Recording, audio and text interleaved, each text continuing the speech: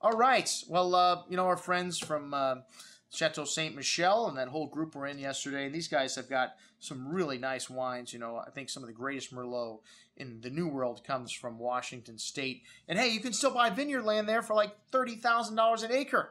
There is hope for those of you out there in the with limited financial means like myself. You could still go out and buy, some prime vineyard land for, that you could actually make wines on that people can't afford. Not like in Napa where it's $250,000 for an acre. You have to charge $100 a bottle just to, break even. But in Washington State, we can find nice little wines like this Northstar 2006 Columbia Valley. We have this one on sale for $29.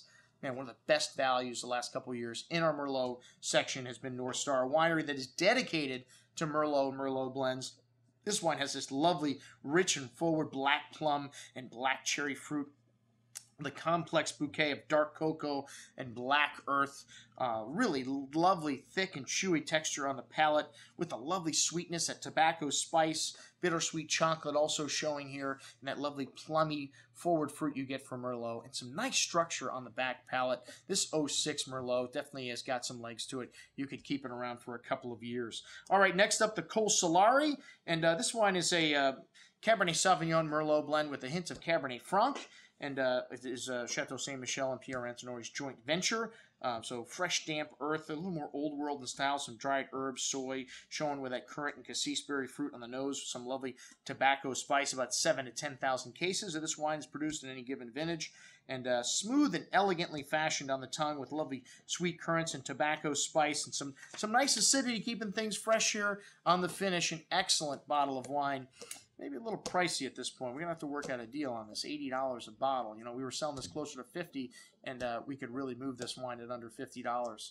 All right, next up, the last wine we had, the Spring Valley Vineyards Uriah from Walla Walla, Washington. And, man, this wine, I forget how good this wine is until I taste it.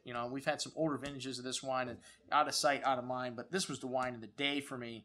Blended Merlot, Cabernet Franc, Petit Verdot, and Malbec.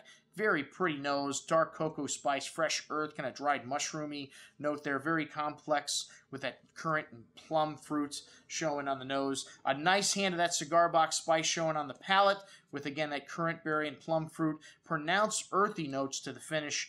This wine really old world in nature and very well balanced for being like 15% alcohol. I don't know if I would know that this wine is, that alcoholic. One of the things you get from Washington State wines, big wines, but very balanced and still elegant. This wine, most excellent. All right, folks, so that's what I had to drink yesterday. I'm your host, Andrew Lamposoni, signing off for the Wine Watch, saying remember, always drink the good stuff first.